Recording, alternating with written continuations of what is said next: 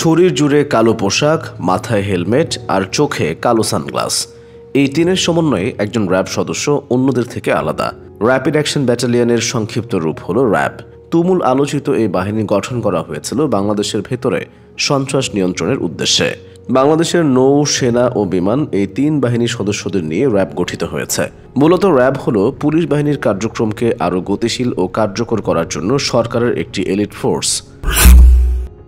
2004 সালের 26শে মার্চ স্বরাষ্ট্র মন্ত্রণালয়ের তত্ত্বাবধানে জাতীয় স্বাধীনতা দিবস প্যারেডে অংশগ্রহণের মাধ্যমে র্যাপিড অ্যাকশন ব্যাটালিয়ন তথা র্যাব গঠিত হয়।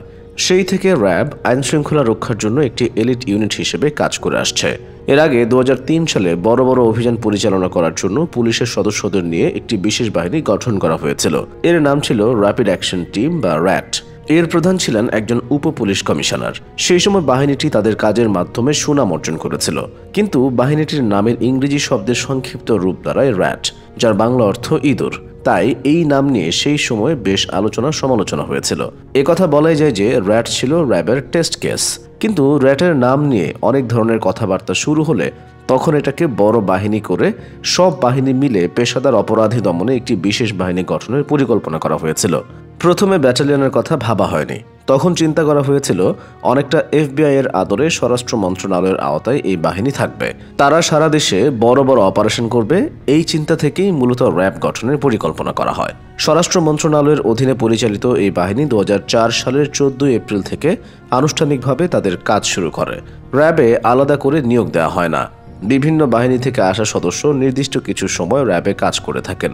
র্যাবে সাধারণত 2 বছরের জন্য কাজের সুযোগ থাকে, যা পরে আরও বাড়িয়ে নেওয়ার সুযোগ থাকে। র্যাব বাহিনীতে সরাসরি পুলিশ সুপার পদের কোনো কর্মকর্তা কাজ করেন না, কিন্তু বাহিনীর মহাপরিচালক পুলিশ থেকে আসেন। তবে অতিরিক্ত মহাপরিচালক সবসময় সেনাবাহিনী থেকে নেওয়া হয়। মাদক ও সন্ত্রাস বিরোধী কার্যক্রম, বেআইনি উদ্ধার, সশস্ত্র অপরাধীদের গ্রেফতার এবং গোয়েন্দা তথ্য সংগ্রহ করা র্যাবের প্রধান দায়িত্ব। এছাড়া যে কোনো অপরাধের তদন্ত কাজও সরকার তাদের দিতে পারে, এমনকি ডাকতে পারে আইন শৃঙ্খলা রক্ষার অন্য যে কোনো কাজে। শুরুর দিকে যুক্তরাষ্ট্র র্যাবকে বড় বড় অপরাধ দমনে প্রশিক্ষণ দিয়েছে, এমনকি বেশ কিছু দিয়েছে যুক্তরাষ্ট্র।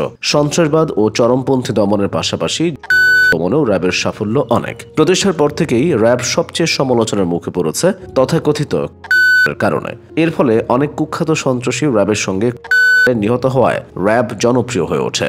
সেই সাথে বিচার বহির্ভূত এসব কাণ্ডে উদ্বেগ প্রকাশ করতে শুরু করে মানবাধিকার সংস্থাগুলো। 2006 সালের 26 ফেব্রুয়ারি ময়মনসিংহে র্যাবের এক অভিযানে গ্রেফতার হয় জেএমবির শুরা কমিটির প্রধান সিদ্দিকুল ইসলাম ওরফে বাংলা ভাই। সে বছরের 2রা মার্চ সিলেট থেকে আরেক অভিযানে গ্রেফতার হয় জেএমবির আধ্যাত্মিক নেতা শায়েখ আব্দুর রহমান। এরপর থেকে র্যাবের হাতে গ্রেফতার হয় হরকাতুল জিহাদের নেতা মুফতি আব্দুল হান্নান, মুফতি আব্দুর রৌফ সহ শীর্ষ তারা। প্রতিষ্ঠার পর থেকে পরবর্তী 2 দশকে র্যাব তেরে ফুরে কাজ করেছে।